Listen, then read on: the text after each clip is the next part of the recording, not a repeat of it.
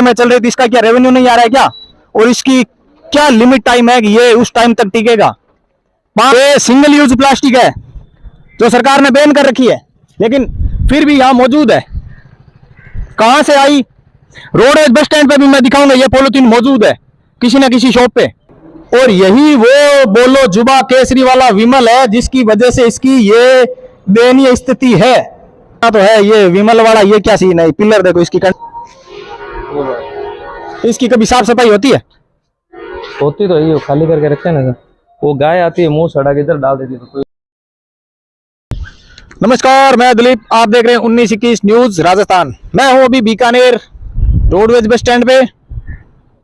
यहाँ पहले तो चारों तरफ नजर घुमाओ कैमरामैन और सारी चीजें दिखाओ, बाद में आगे की बात बाद में करूंगा।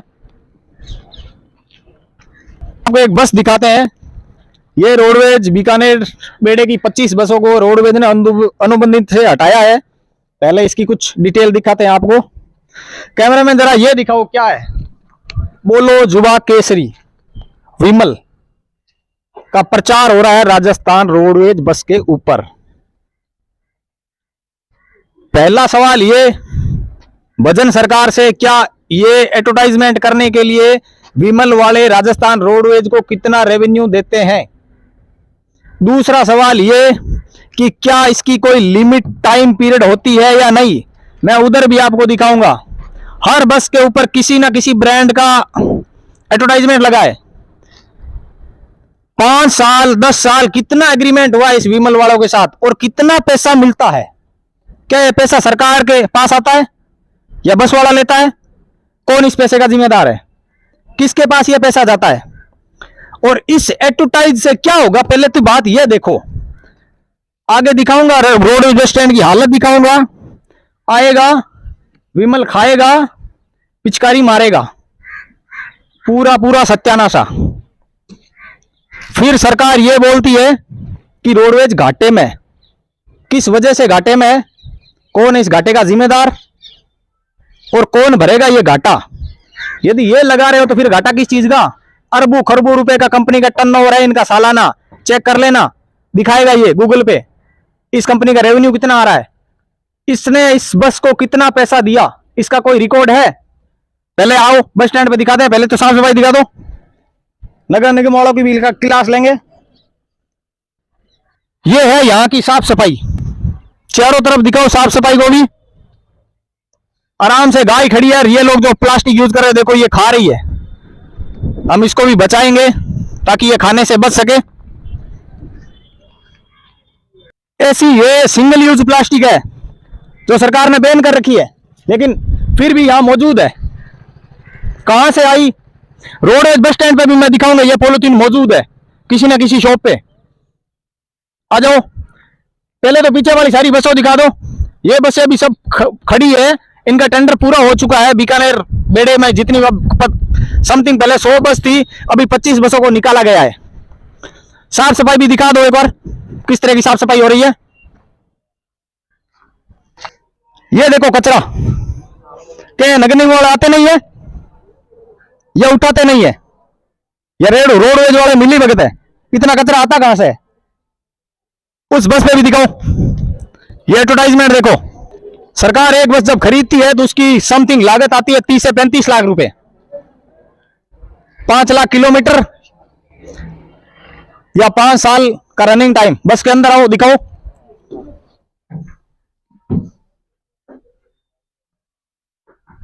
हर जगह एडवर्टाइजमेंट लगा रखा है, हर जगह एडवर्टाइजमेंट है इस चीज का। तो इस एडवर्टाइजमेंट कंपनी ने कितना पैसा दिया, किसको दिया और कब तक ये लगाई रखने का है, इस चीज का भी जवाब कोई नहीं दे रहा है। साफ सफाई दिखा देते हैं, आ जाओ। और यही वो बोलो जुबा केसरी वाला विमल है जिसकी वजह से इसकी ये दयनीय स्थिति है। जंजर हालत में पड़ा है, कभी भी गिरेगा तो इसका जिम्मेदार कौन होगा? सरकार को एडवर्टाइजमेंट से मतलब है। यहां भी दिखा दो, ऐसी कोई जगह नहीं है जहां पे ये ना थूका हुआ हो। सरकार को तो पैसा मिल रहा है इस चीज का, वो तो कुछ करेगी नहीं। एक एडवर्टाइजमेंट कंपनी एक बस के ऊपर कितना पैसा खर्च कर रही है एडवर्टाइजमेंट लगाने का। जहां तक आपकी नजर जाएगी हर पिलर के ऊपर थूका हुआ मिलेगा आपको। फिर बोल रहे हो साफ सफाई है, कहां है साफ सफाई? क्या रोडवेज के पास बजट नहीं है अपने बस स्टैंड को ठीक करवाने के लिए? इतना पैसा तो आता ही होगा इन कंपनियों से, जो कंपनियां एडवर्टाइजमेंट करवा रही है। ये देखो ऊपर साफ साफ लिखा है विज्ञापन है तो संपर्क करें। किस चीज का विज्ञापन करवाओगे? बसों के ऊपर लिखवा दो बड़े बड़े अक्षरों में, राजस्थान विज्ञापन सरकार। उधर आ जाओ, दुकान पे दिखाएंगे आपको। यहां ये देखो गंदगी है। ये वही विमल का पीक है जो बसों के ऊपर इसका एडवर्टाइजमेंट किया जा रहा है। भाई साहब ये आपकी दुकान है, पहले तो ये बताओ डस्टबिन कहाँ है इसके ऊपर? सर उधर तो ये कचरा कैसे हो रहा है? कचरा सर कस्टमर को बोल बोल के ऐसे। चलो कचरा तो है, ये विमल वाला ये क्या सीन है? पिलर देखो इसकी कंडीशन। ये डस्टबिन यहाँ लगा रखे हैं। इसकी कभी साफ सफाई होती है? होती तो यही खाली करके रखे ना। वो गाय आती है मुंह सड़ा के इधर डाल देती है, तो कोई इधर खड़े कर देती है, कोई इधर ऐसे। ये देखो चारों तरफ कचरा पड़ा है। नगर निगम वाले इधर ध्यान नहीं दे रहे होंगे। ये पानी की प्याऊ है, इसकी भी कंडीशन देख लो। हर कहीं वही विमल के पीक मिलेंगे। ये दिखाओ पहले कैमरामैन, ये दिखाओ। ऐसे बदलोगे राजस्थान को? ऐसे बदलोगे भारत को? ये विमल सरकार को एडवर्टाइजमेंट से बहुत सारा रेवेन्यू आ रहा है, फिर भी बोल रही है राजस्थान रोडवेज घाटे में चल रही है। इसके अंदर कौन सी ऐसी व्यवस्था है जो घाटे को नहीं दर्शाती है? बड़े बड़े अक्षरों में यह लिखा है विज्ञापनों के लिए संपर्क करें। बिना किसी की अनुमति के तो ये लगाए नहीं होंगे। किसने इनको परमिशन दी? ये सरकारी संपत्ति है। बिना यहां के स्टाफ के मिली भगत के बिना तो ये लगा नहीं सकते। कितना पैसा मिला इसका, किसने लिया, कब तक लेगा, कोई जिम्मेदार नहीं है।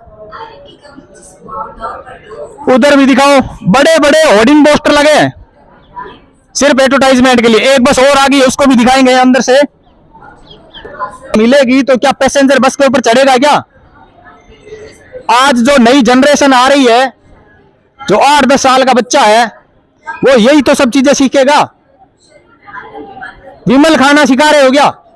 ऐसे विकसित करोगे देश को? इस बस के पास आ जाओ और यहां पे भी दिखाओ, एडवर्टाइजमेंट दिखाओ इसका। ये देखो इस बस के ऊपर एडवर्टाइजमेंट लगा रखा है। इसके कनेक्टर कहाँ है? आप इस बस में कब से हो? मैं यहाँ लगभग चलते हुए 6-7 महीने हो गए। ये रूट बस कौन से रूट में चलती है? बठिंडा टू बीकानेर। बठिंडा टू बीकानेर।